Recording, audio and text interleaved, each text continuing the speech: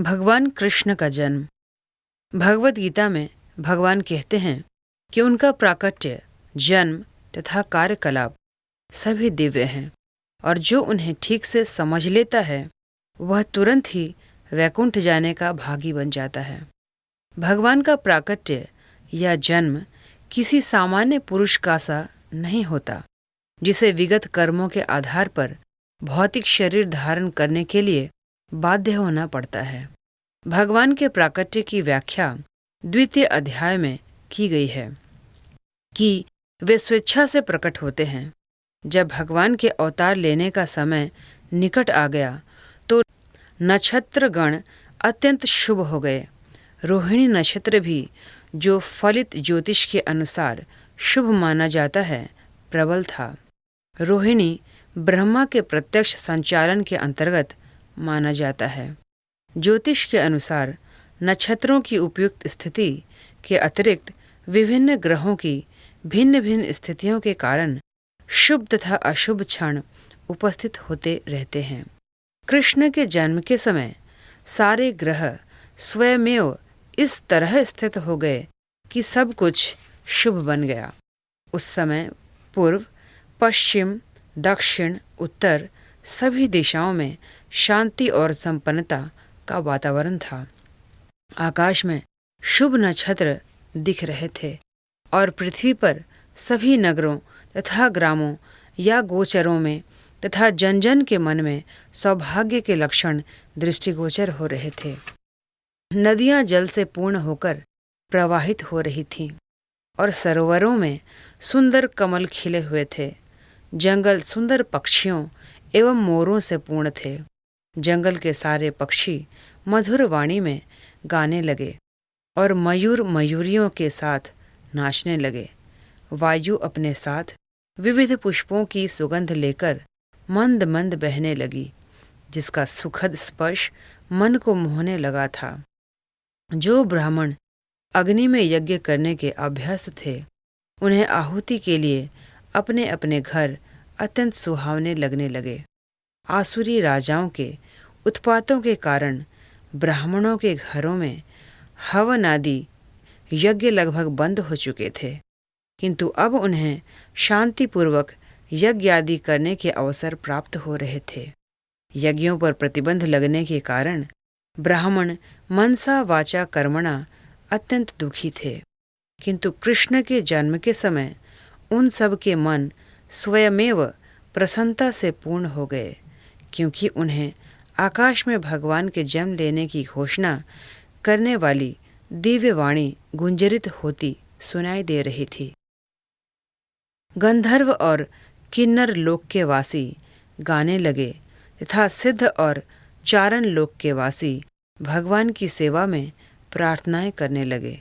स्वर्ग लोक में देवता अपनी अपनी पत्नियों तथा विद्याधर अपनी अपनी पत्नियों के साथ नाचने लगे। ऋषि, मुनि तथा देवता प्रसन्न होकर फूल बरसाने लगे। समुद्र तट पर हल्की हल्की तरंगों की ध्वनि सुनाई दे रही थी और समुद्र के ऊपर आकाश में बादल थे जो मोहक गर्जना करने लगे थे। जब ऐसा संयोग उपस्थित हो गया तो घटघटवासी भगवान विष्णु अंधेरी रात में भगवान के रूप में देवकी के समक्ष प्रकट हुए, जो एक देवी जैसी लगती थी।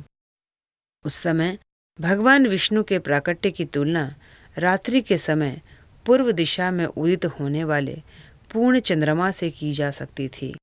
यहाँ यह आपत्ति उठाई जा सकती है कि चूंकि भगवान कृष्ण अष्टमी के दिन उत्पन्न हुए, अतः उस दिन पूर्ण चंद्रमा उदय हो ही नहीं सकता।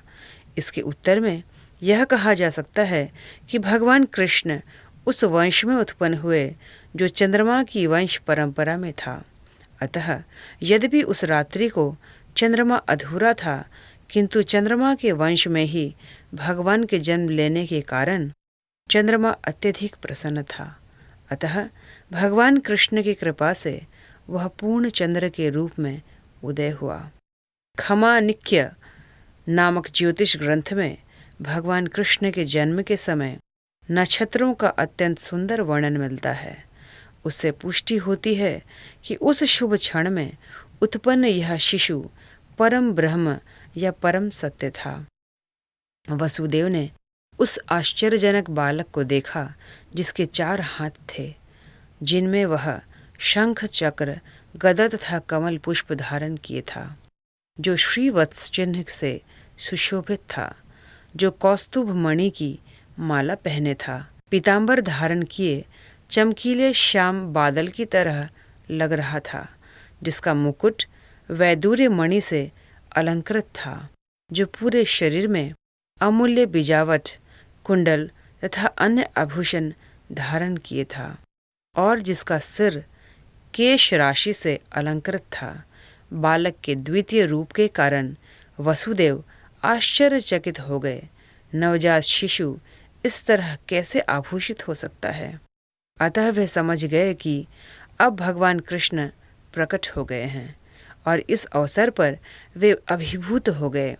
वसुदेव ने विनीत भाव से आश्चर्य प्रकट किया कि यद्यपि वे भौतिक प्रकृति द्वारा बद्ध सामान्य जीव हैं और ऊपर से कंस द्वारा बंदी हैं, तो भी सर्वव्यापी भगवान विष्णु या कृष्ण अपने मूल रूप में उनके घर शिशु रूप में प्रकट हुए हैं। कोई भी संसारी बालक आभूषणों एवं सुंदर वस्त्रों से सजकर 4 भुजाओं सहित और भगवान के समस्त चिन्हों से युक्त उत्पन्न नहीं होता। वसुदेव बारंबार उस बालक को निहार रहे थे और विचार कर रहे थे कि इस शुभ वेला को किस तरह मनाएं। वे सोचने लगे, सामान्यतया जब पुत्र उत्पन्न होता है तो लोग उस अवसर पर खुशियां मनाते हैं, और एक मैं हूँ कि मेरे बंदी होते हुए भगवान ने मेरे घर जन्म लिया है। मुझे तो इस शुभ उत्सव को बारंबार मनाने के लिए तैयार रहना चाहिए। जब वसुदेव ने, जिनका दूसरा नाम आनक दुंदुभि है, अपने नवजात शिशु को देखा तो वे इतने प्रसन्न हुए कि उनमें ब्राह्मणों को कई हजार गौवें दान देने की इच्छा प्रकट हुई।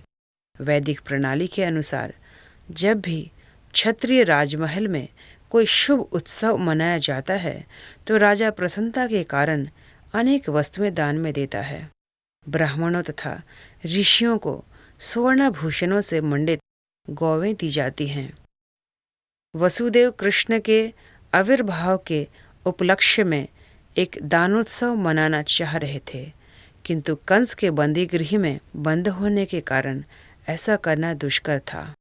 अतः उन्होंने मन ही मन ब्राह्मणों को हजारों गौवें दान की। जब वसुदेव को विश्वास हो गया कि नवजात शिशु साक्षात श्री भगवान हैं, तो वे दोनों हाथ जोड़कर उसकी स्तुति करने लगे। उस समय वसुदेव दिव्य स्थिति में थे, जिससे कंस से उत्पन्न उनका सारा भय जाता रहा। जिस कमरे में नवजात शिशु उत्पन्न हुआ था वह उसके तेज से देदीप्यमान था। तब वसुदेव ने प्रार्थना करनी प्रारंभ की, हे भगवान, मैं जानता हूँ कि आप कौन हैं। आप समस्त जीवों के परमात्मा तथा परम सत्य श्री भगवान हैं। आप अपने ही शाश्वत रूप में प्रकट हुए हैं, जिसका हम प्रत्यक्ष अवलोकन कर रहे हैं। मैं जानता हूँ कि आप मुझे कंस के भय से मुक्त करने के लिए प्रकट हुए हैं। आप इस भौतिक जगत से संबद्ध नहीं हैं। आप वही पुरुष हैं जिनकी भौतिक प्रकृति पर चितवन मात्र से यह दृश्य जगत उत्पन्न होता है। कोई यह तर्क कर सकता है कि अपनी चितवन मात्र से समस्त दृश्य जगत की उत्पत्ति करने वाला भगवान वसुदेव की पत्नी देवकी के गर्भ में नहीं आ सकता है। इस तर्क का उच्छेद करने के लिए वसुदेव ने कहा, हे प्रभु, इसमें आश्चर्य नहीं कि आप देवकी के गर्भ में प्रकट हुए हैं, क्योंकि सृष्टि की रचना भी इसी प्रकार हुई थी। आप महाविष्णु के रूप में कारनार्णव में शयन कर रहे थे और आपकी श्वास प्रक्रिया से अनेक ब्रह्मांडों की उत्पत्ति हो गई थी। तब आप प्रत्येक ब्रह्मांड में गर्भोदकशायी विष्णु के रूप में प्रविष्ट हुए। फिर आपने शिरोदक्षाई विष्णु के रूप में अपना विस्तार किया और आप हर प्राणी के हृदय में अणु के भीतर भी आप प्रविष्ट हो गए। अतः देवकी के गर्भ में आपका प्रवेश करना उसी प्रकार से समझा जा सकता है। आप प्रविष्ट हुए प्रतीत होते हैं, किंतु उसी के साथ साथ आप सर्वव्यापक हैं। हम भौतिक उदाहरणों के माध्यम से आपके प्रवेश तथा अप्रवेश को समझ सकते हैं।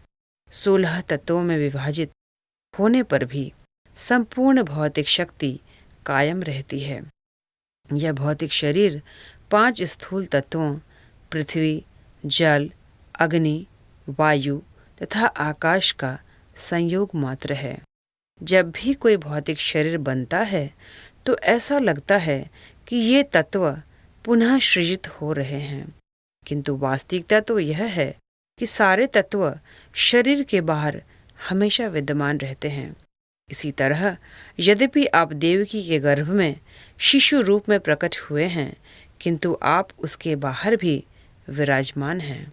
आप सदैव अपने धाम में रहते हैं, फिर भी आप करोड़ों रूपों में अपना विस्तार कर सकते हैं। मनुष्य को बहुत ही बुद्धि के साथ आपके अवतार को समझना चाहिए, क्योंकि आपसे भौतिक शक्ति भी उद्भूत है। आप भौतिक शक्ति के उसी प्रकार मूल स्रोत हैं जिस तरह प्रकाश का स्रोत सूर्य है। सूर्य प्रकाश सूर्यमंडल को आच्छादित नहीं कर सकता। न आपसे उद्भूत होने के कारण भौतिक शक्ति आपको आच्छादित कर सकती है। आप भौतिक प्रकृति के तीनों गुणों में रहते प्रतीत होते हैं, किंतु वास्तव में ये तीनों गुण आपको आच्छादित नहीं कर सकते।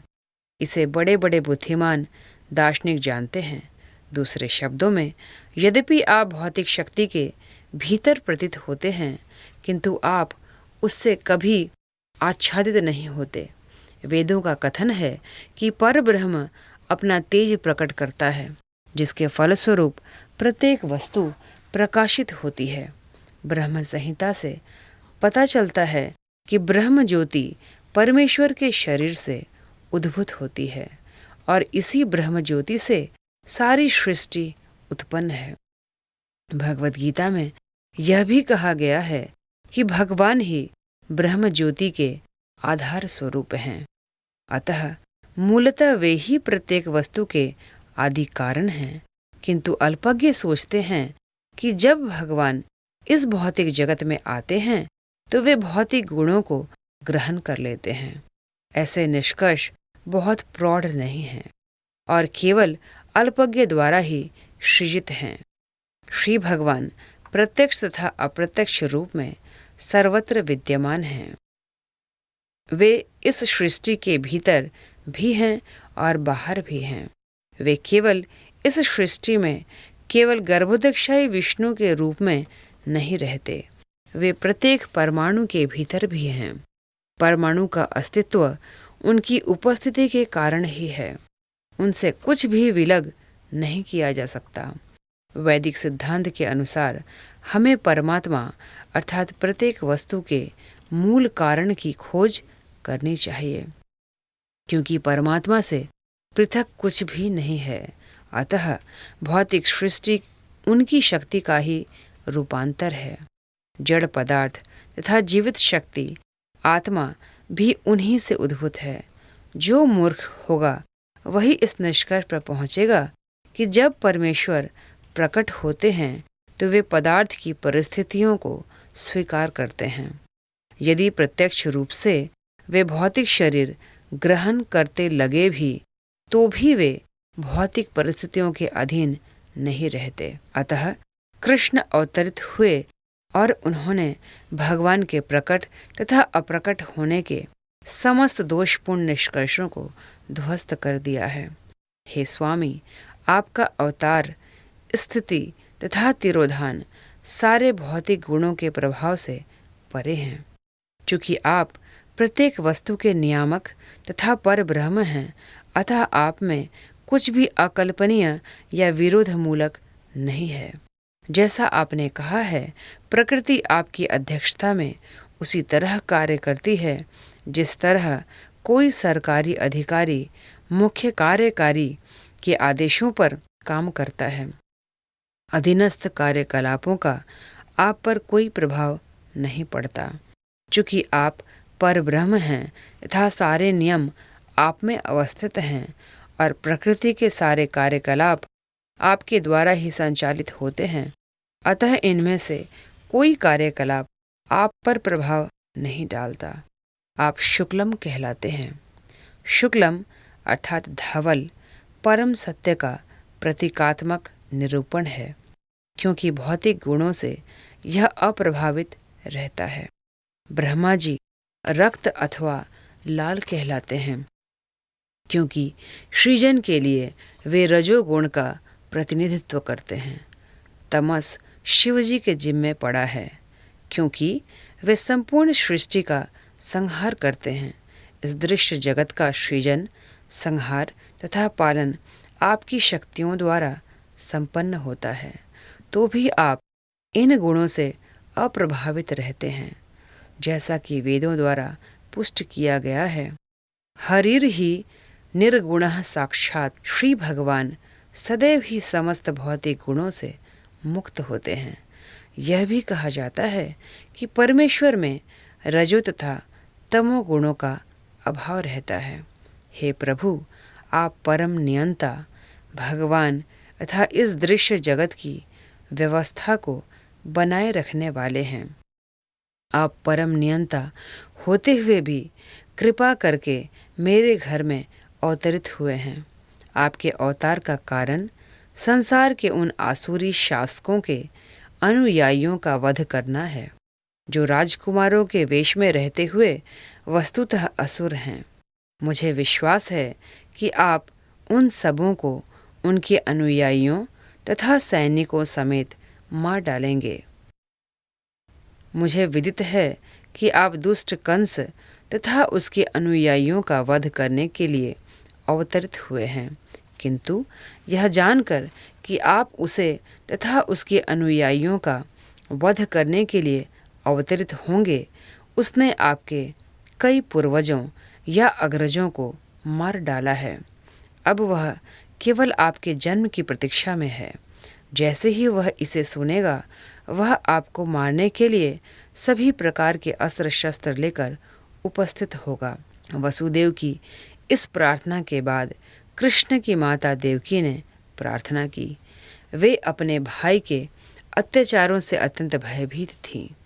देवकी ने कहा, हे प्रभु, वैदिक साहित्य में आपके अनेक शाश्वत अवतारों का मूल अवतारों के तौर पर वर्णन हुआ है, यथा नारायण, राम, हयशीर्ष, वराह, नृसिंह, वामन, बलदेव तथा विष्णु से उद्भूत ऐसे लाखों अवतार।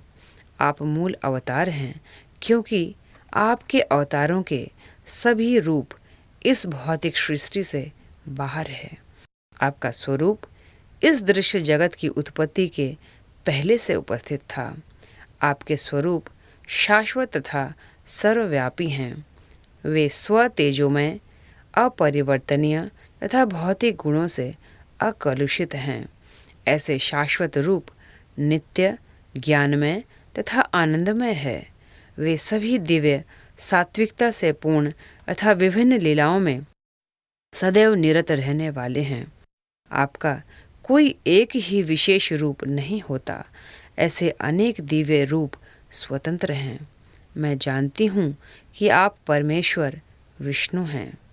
लाखों वर्षों बाद जब ब्रह्मा के जीवन का अंत होता है, तो दृश्य जगत का विलय हो जाता है।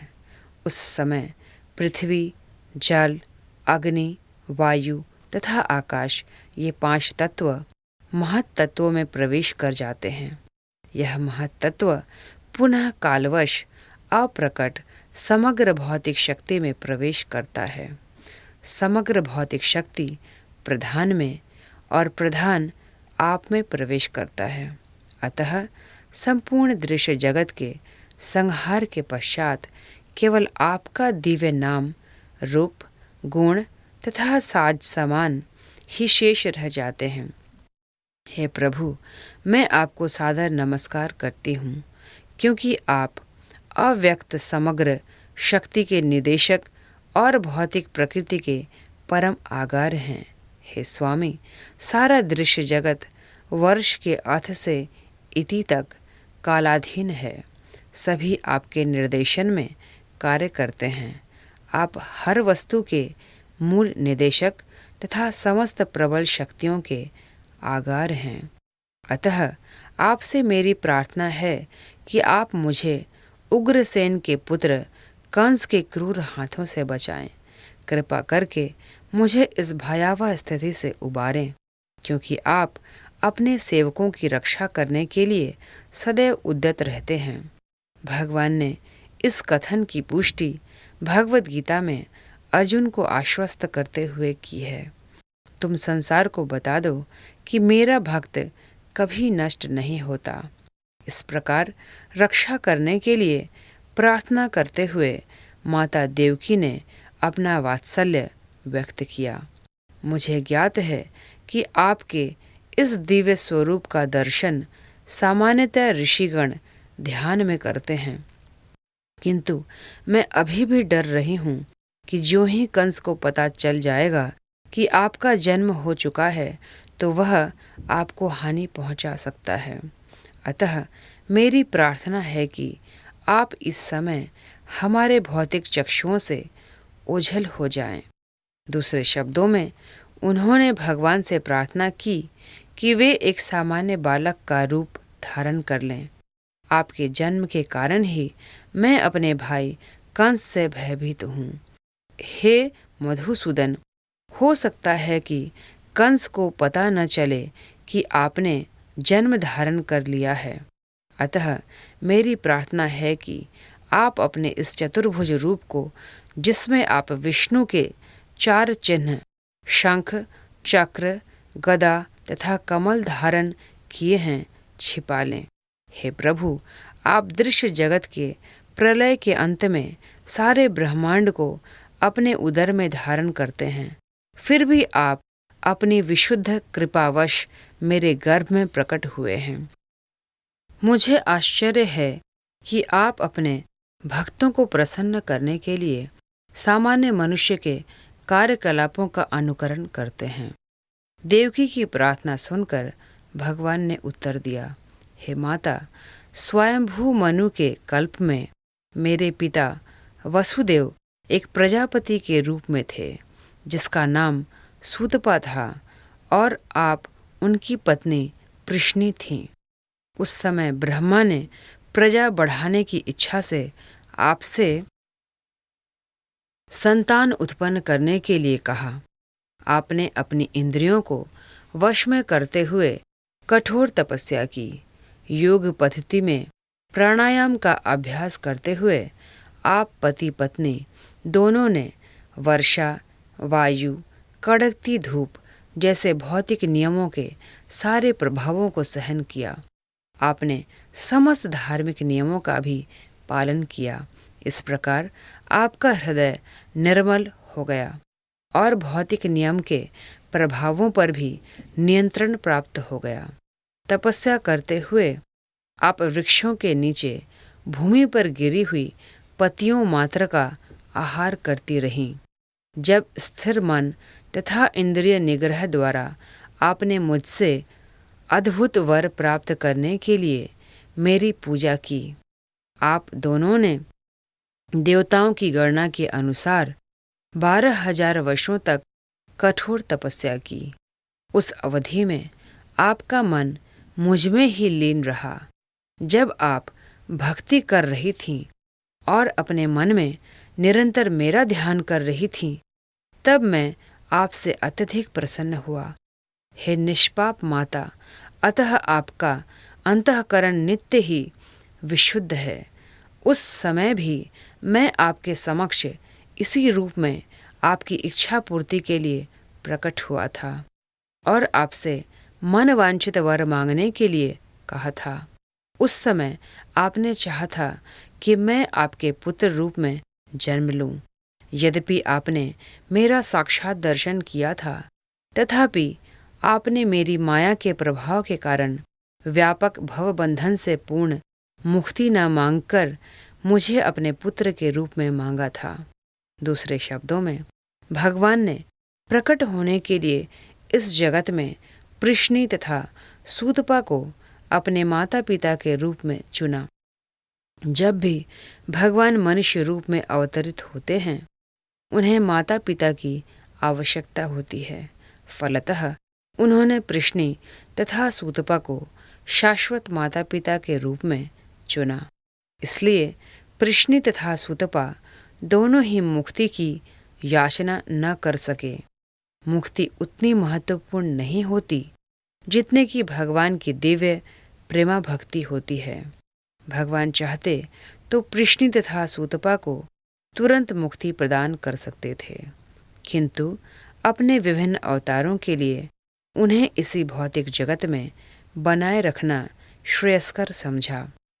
जैसा कि आगे वर्णन किया जाएगा, भगवान से उनके माता पिता बनने का वर प्राप्त करके पृश्नी तथा सूतपा दोनों अपनी तपस्या तोड़कर घर चले आए और पति पत्नी के रूप में रहने लगे, जिससे वे साक्षात परमेश्वर को पुत्र रूप में उत्पन्न कर सकें।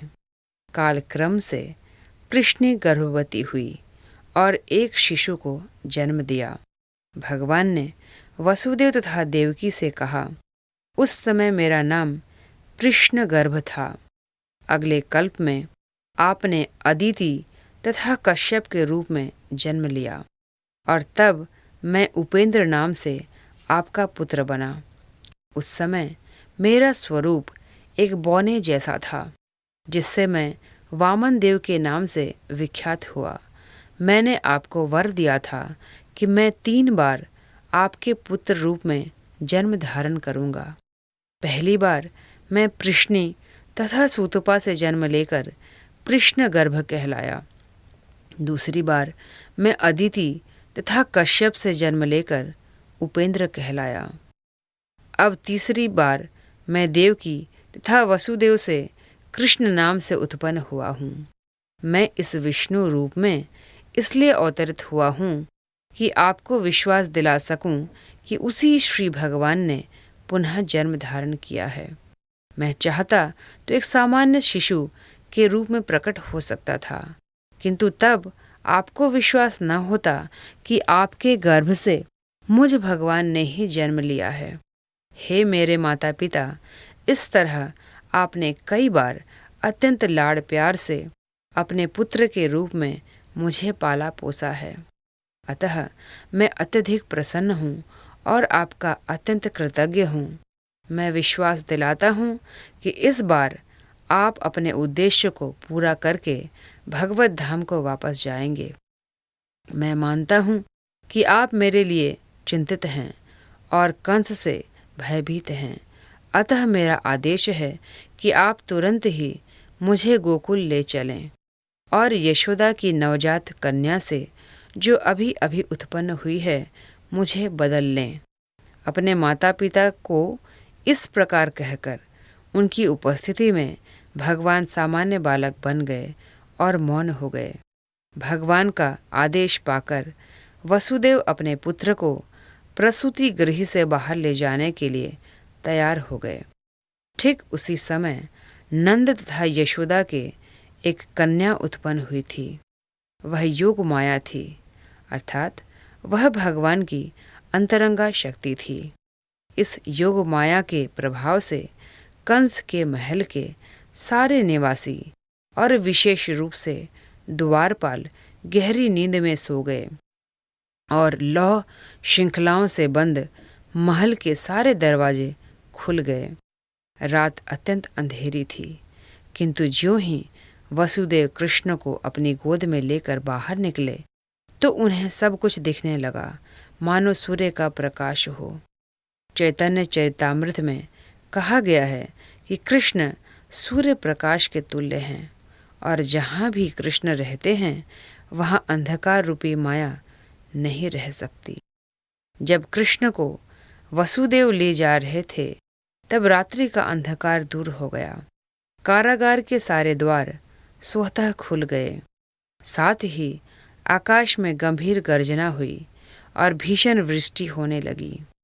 जब वसुदेव इस वर्षा में अपने पुत्र को ले जा रहे थे तो भगवान शेष ने नाग का रूप धारण करके वसुदेव के सिर के ऊपर अपने फन फैला दिए, जिससे वृष्टि से उन्हें बाधा न पहुँचे। वसुदेव यमुना के तट पर आए तो देखा कि यमुना के जल में गरजती लहरें उठ रही हैं और सारा पाट फेनील हो रहा है। इतने पर भी यमुना ने वसुदेव को नदी को पार करने के लिए मार्ग दे दिया, ठीक उस प्रकार जिस प्रकार सेतु बंध के समय हिंद महासागर ने भगवान रामचंद्र को रास्ता दे दिया था। इस प्रकार वसुदेव ने यमुना पार की। उस पार वे नंद महाराज के गोकुल स्थित निवास स्थान में गए, जहां उन्होंने देखा कि सारे ग्वाले गहरी नींद में सोए हुए थे।